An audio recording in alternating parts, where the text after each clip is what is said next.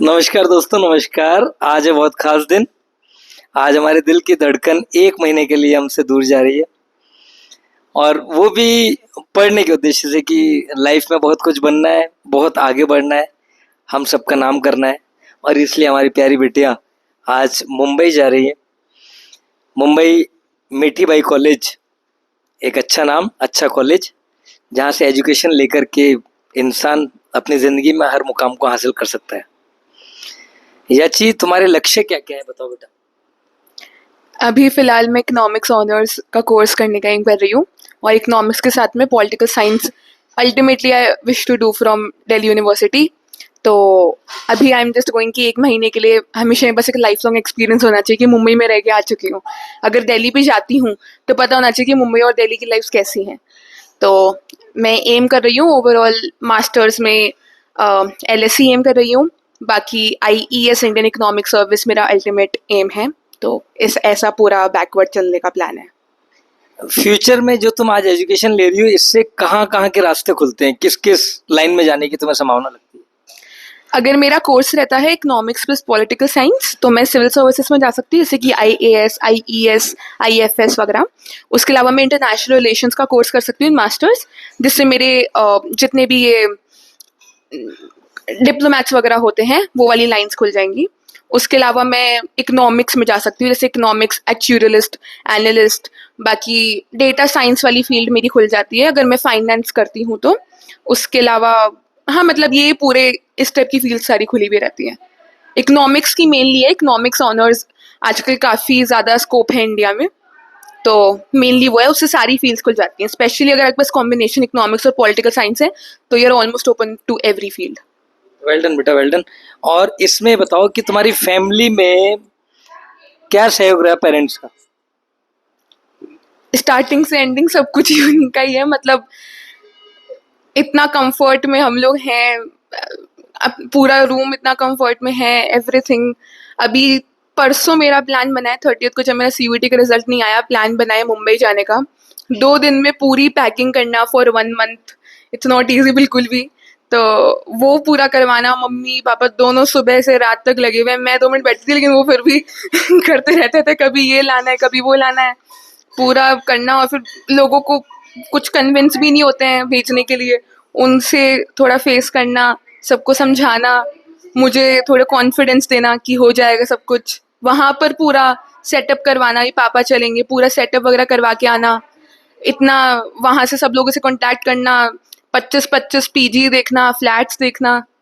मुंबई जैसी जगह पर 1 BHK मिलना भी बहुत बड़ी बात है। वो भी 1 महीने के लिए, वरना वहाँ पर 1 साल का ही चलता है सिस्टम। 1 महीने के लिए अफोर्डेबल प्राइस पे अच्छा मिलना बहुत बड़ी बात है। बेटा, एक छोटी सी चीज की प्राइमरी से लेकर 12th तक का सफर तुम्हारा कैसा रहा, इन शॉर्ट बताओ प्लीज। तुमने इसके लिए क्या क्या तैयारियां की, नींव कब से डाली कि मुझे क्या बनना है, तुम्हारे दिमाग में ये कब आया और क्या क्या तुमने किया उसे पाने के लिए, अपनी मंजिल तक पहुंचने के लिए तुमने क्या क्या एफर्ट्स किए, बताओ बेटा। ये सबके लिए जरूरी है। आज की न्यू जनरेशन ये जानना चाहती है कि हम रास्ते से नहीं भटके, हम ट्रैक पे चलते रहें। हमें हमारी मंजिल दिख रही है लेकिन उस तक पहुंचने के लिए हमें कौन कौन से रास्ते अख्तियार करने पड़ेंगे, किस किस रास्ते पर चलना पड़ेगा, प्लीज बताओ। अपने समय की कीमत को तुमने कैसे पहचाना? मैं कहूँगी प्राइमरी से 5th तक तो कोई भी बच्चा इतना नहीं सोचता है, and that is very okay. मतलब आप 1 घंटा भी अगर पढ़ाई करोगे वो बहुत बड़ी बात है, इसमें it's okay, it's completely fine. 8th तक do fun, do lots of things, extra curriculars करो। मतलब अगर पढ़ाई कर रहे हो, पढ़ाई 2 घंटे से ज़्यादा कोई नहीं करता 8th तक। तो उसके अलावा जो अपने दिन भर की जो टाइम दे रहे हो, क्लासेस जो आप दे रहे हो, एक्स्ट्रा करिकुलर्स, ऐसा म्यूजिक हो, डांस हो, डिबेटिंग हो, स्पीकिंग, MUNs अटेंड करना हो, या फिर कोई इवेंट्स करवाना हो, वहाँ पर रैंकरिंग करना हो, कुछ भी हो, ये सारी चीज़ों में पार्ट लेना है फ्रॉम 6th। फिर 9th से ना, 9th to 12th ये बहुत क्रूशियल होता है। यहाँ पर आपको पढ़ाई और एक्स्ट्रा करिकुलर्स दोनों बहुत स्ट्रांग रखने हैं, क्योंकि जितने भी आपके सर्टिफिकेट्स काम आते हैं ना, वो 8th तक के कभी काम नहीं आते, 9 to 12 तक के काम आते हैं। तो 9 to 12 तक के आप जितना कोर्स करोगे, जितना, और स्पेशली कम्युनिटी सर्विसेज वाले सर्टिफिकेट्स जो होते हैं, ये सारे जो सर्टिफिकेट्स होते हैं, ये 9 to 12 के बहुत ज़्यादा यूजफुल होते हैं। जैसे आई हैव एक हेडगल का जो स्ट्रॉन्ग सर्टिफिकेट्स हो जाते हैं, जैसे आपके कोई काउंसिल हो, प्रिफेक्टोरियल टीम वगैरह आपके स्कूल में हो, तो उसका सर्टिफिकेट हो जाता है, आपकी कम्युनिटी सर्विस का सर्टिफिकेट, जिसमें आप अंडर प्रिविलेज्ड बच्चों को पढ़ाते हैं, उनसे कुछ सीखते हैं, कुछ सिखाते हैं, एक वो वाला सर्टिफिकेट बहुत स्ट्रांग हो जाता है। उसके अलावा आपके पास कोई डिग्री टाइप हो, डांस या म्यूजिक में आपने कोई पूरा कोर्स कर रखा हो, वो बहुत स्ट्रांग होता है। फिर आपका स्पोर्ट्स के जो सर्टिफिकेट्स होते हैं, अगर आपके स्टेट लेवल, नेशनल लेवल के सर्टिफिकेट्स, वो बहुत मायने रखते हैं। इवन इफ अगर आप अकेडमिकली स्ट्रांग नहीं हो, आप 70 पर ही अटके हुए, लेकिन आप नेशनल लेवल पे खेल के आए हुए हो, you will get into one of the top most colleges of India. तो ये सारे जो सर्टिफिकेट्स होते हैं, ये बहुत काम के होते हैं। इट्स बेसिकली आप स्कूल तक, मतलब you are interacting with a community of 3000 plus individuals. तो इतने लोग जब हैं आपके पास, तो उस अपॉर्चुनिटी को यूज लो। आप अपने ही सिटी के लोगों से मिल रहे हो, आगे जाकर तो बहुत अलग अलग जगह से, अलग अलग सिटी से लोग आते हैं। एटलीस्ट अपनी सिटी के लोगों में आपको लगना चाहिए कि हाँ, आई स्टैंड समवेयर। तो अपनी स्कूल लाइफ में 11th और 12th को भी पूरा यूटिलाइज करो।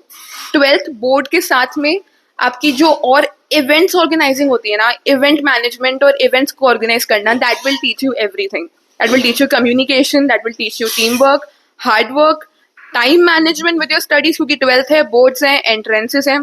तो ये जो है ना, वो 12th सिखाती है पूरी। 12th में even I use to think बहुत ज्यादा ब्रेकडाउन होते थे बीच बीच में कि अभी पढ़ाई भी करनी है, फिर स्कूल में I attended barely 7 classes per subject, maximum बता रही हूँ अभी। तो इट्स लाइक सेल्फ स्टडी की आदत होनी चाहिए। तो ये सारी चीज़ें बहुत टफ बना देती हैं फॉर कॉलेज, कि अगर कॉलेज भी even if you are unable to attend something, तो आप कर पाते हो। और आपके पास कॉलेज में ऑलरेडी सब कुछ आपने कर रखा है, स्कूल में तो आपको वहाँ पे ऑलरेडी एक लीड रोल मिला हुआ है, आपके पास एक प्रिविलेज ऑलरेडी बना रहता है फिर स्कूल से। तो बेसिकली स्कूल को पूरा यूटिलाइज करो। ये मत सोचो कि कॉलेज में जाके कर लेंगे, ऐसा नहीं होता है। स्कूल में जब तक 11th 12th में नहीं करोगे खुद का, थोड़ा घिसना पड़ेगा, लेकिन जब तक वो नहीं करोगे तब तक कॉलेज में नहीं हो पाएगा। अच्छा याची बेटा, तुम अपने स्कूल की हेड गर्ल रही, तुमने बहुत अचीवमेंट लिए, स्कूल में कई इवेंट कराए, स्कूल में हर बार टॉप भी किया, अपनी क्लास में स्कूल को भी टॉप किया। क्या तुम्हें ऐसा लगता है कि अभी तो नापी है मुट्ठी भर जमीन, अभी पूरा आसमान बाकी है? अभी तो क्या ही है, मतलब डेफिनेटली बहुत बड़े अचीवमेंट्स हैं, आगे बहुत काम आते हैं, लेकिन अभी तक तो स्कूल लाइफ ही है। स्कूल लाइफ के बाद में अभी तो मेन तब स्टार्ट हो रहा है। अब एज आई सेड कि अभी तो हम बस अब हमारी सिटी उन लोगों के साथ में रहते थे जो उनके साथ में हम ऑलरेडी 12 साल से हैं। अब हमें मिलेंगे वो लोग जो एकदम अनजान है, अलग अलग सिटीज के हैं, मुंबई जैसे जगह के हैं, मुंबई का अलग एकदम एटमॉस्फेयर है। तो अब रियलिटी पता चलेगी। स्कूल तक लगता है कि अरे अभी तो अपन ही है, वहां पर जाके पता चलता है कि हमारे जैसे 100 और बैठे हैं। अब आज की जनरेशन को इन शॉर्ट में तुम क्या मैसेज देना चाहोगी? जो यूथ हैं, जो स्कूल में जा रहे हैं, बच्चे लोग कॉलेजेस में जा रहे हैं, उनको क्या बोलना चाहोगी? उनको अपनी लाइफ में किन किन चीज़ों का ध्यान रखना चाहिए? क्योंकि हर किसी की लाइफ में डिस्ट्रक्शन बहुत आते हैं। आप जो पाना चाहते हैं उस मंजिल से भटकाने के लिए बहुत सारी चीज़ें आपके सामने आएगी, लेकिन उनको पाने के लिए कैसे अपने मन को मजबूत रखना चाहिए? 2 शब्दों में प्लीज मैसेज दो। डिस्ट्रैक्शंस को यूटिलिटी के फॉर्म में लेना चाहिए, रादर देन जैसे फोन ही हो गया या फिर इंस्टाग्राम, कुछ भी होगा। इंस्टा पे there are very important pages as well. जैसे अभी इफ आई ज्वाइंड इंस्टा, तो फिर मेरे को बहुत इंपॉर्टेंट कॉलेज के पेजेस मिले जो कि बहुत इंपॉर्टेंट थे, मेरे को पहले नहीं पता थे। बट वो चीज़ें मिलना अच्छी बात है, लेकिन उसके साथ में आप 10 घंटे वहाँ पर दे रहे हो, तो वो बिल्कुल भी अच्छी नहीं है। आपको बाद में बहुत ज़्यादा रिग्रेट होएगा। तो अपनी लाइफ में रिग्रेट कोई मत रखो, उतना ही यूज करो जितना इंपॉर्टेंट है। लेकिन ऐसा भी नहीं है कि यू आर नॉट एंजॉइंग, बिल्कुल भी।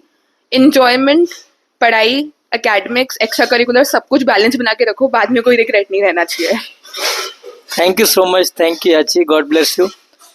तुम 12th क्लियर करके एक अच्छी रैंकिंग लेकर के तुमने CUT दिया और इंडिया के सारे कॉलेजेस में तुम्हारा एडमिशन हुआ, सबको तुमने क्लियर कर लिया एंट्रेंस को। अब तुम कहीं भी जा सकती हो, चॉइस तुम्हारे हाथ में है।